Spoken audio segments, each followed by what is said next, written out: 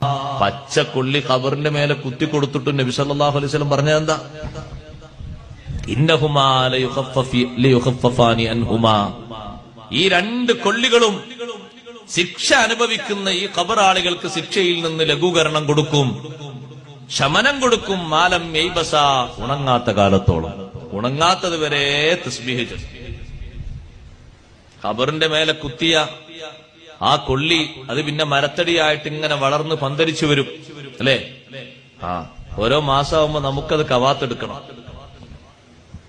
പഴയ കാലത്തൊന്നും ആളുകൾ തൊടാനാക്കൂലത്, ആക്കോ? ആൾക്കാരെ ഇൽമും തഖ്വയും അന്ന് അങ്ങനെയായിരുന്നു. എന്റെ വാപ്പാന്റെ മേലെ കുത്തി ആ മരത്തിന്റെ തടി അത് എത്ര മേലോട്ട് പോയാലും വെട്ടാൻ പാടില്ല, മുറിക്കാൻ പാടില്ല എന്ന് പറയും. ഇന്നോ ഇതിപ്പോ ജമാഅത്തുൽ ഉഖറ റജബും ഷാബാനും നോക്കി എല്ലാ പള്ളിപ്പറമ്പും കവാത്തെടുത്തൊരു മൊട്ടക്കുന്ന് പോലെ ഉണ്ടാവും. ആളുകളെ ഇൽമിന്റെ കുറവാ.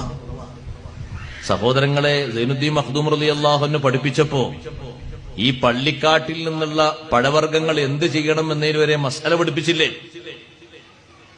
ആ നാട്ടിന്റെ പതിവ് അത് പള്ളിയുടെ മസ്ലഹത്തിന് വേണ്ടി എടുക്കലാണെങ്കിൽ അങ്ങനെ എടുക്കണം, ഖബറാളിക്ക് കൂലിയല്ലേ? അതല്ല, ചില നാട്ടിലൊക്കെ അത് മുത്തല്ലിമീങ്ങൾ ഭക്ഷിച്ചോട്ടെ എന്നായിരിക്കും, നേരത്തെ തന്നെ അങ്ങനെ ആയിരിക്കും പോരാ. ചക്കയും മാങ്ങയെന്നൊക്കെ അങ്ങനല്ലേ, അത് അവരെടുത്തോട്ടെ എന്ന്. ചിലപ്പോ ചില നാട്ടിലൊക്കെ അത് ലേലം വിളിച്ചിട്ട് നാട്ടിലുള്ള പാവപ്പെട്ടവർക്ക് അതിന്റെ വിഹിതം കൊടുക്കും, മിസ്കീന്മാർക്കും സാധുക്കൾക്കും യതീമുകൾക്കും. ആ ആദത്ത് പോലെ ചെയ്യണം. അങ്ങനെ ചെയ്യണമെന്ന് മസ്അല പറയുമ്പോ ഇതൊക്കെ ഈ ഫലവൃക്ഷങ്ങൾ നിലനിർത്തണമെന്നല്ലേ, വെട്ടി കശാപ്പാക്കിയ പിന്നെ ഉണ്ടാവും.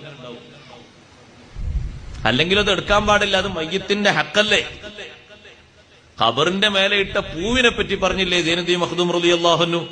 ഖബറിന്റെ മേലെ ഒരാൾ കുറച്ച് പൂ കൊണ്ടിട്ടു. പൂ കൊണ്ടിടുന്നത് നല്ലതാ, നല്ല മണമുള്ള പൂവാണെങ്കിൽ വരുന്ന ആളുകൾക്കൊക്കെ നല്ല മണം കിട്ടൂലേ? നല്ല മുല്ലപ്പൂ കൊണ്ടിട്ട് ഖബറിന്റെ മേലെ തെറ്റല്ല.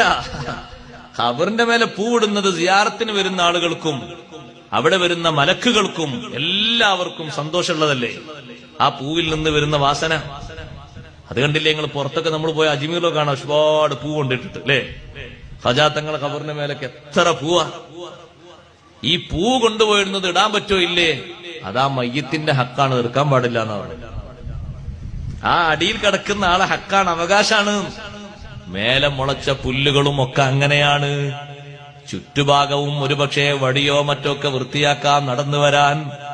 പക്ഷേ ഖബറിന്റെ മേലെ കുത്തിവെച്ച ആ കൊള്ളിയുണ്ടല്ലോ, മരത്തടി, അതിങ്ങനെ വളർന്ന് മരങ്ങളായി ശിഖരങ്ങളായി വരുമ്പോ കണക്കാക്കാൻ കഴിയാത്ത അത്രയും ഇലകളുണ്ടോ? താഴെ കിടക്കുന്ന മനുഷ്യന് വലിയ സന്തോഷമാണ്, വലിയ റാഹത്താണ്.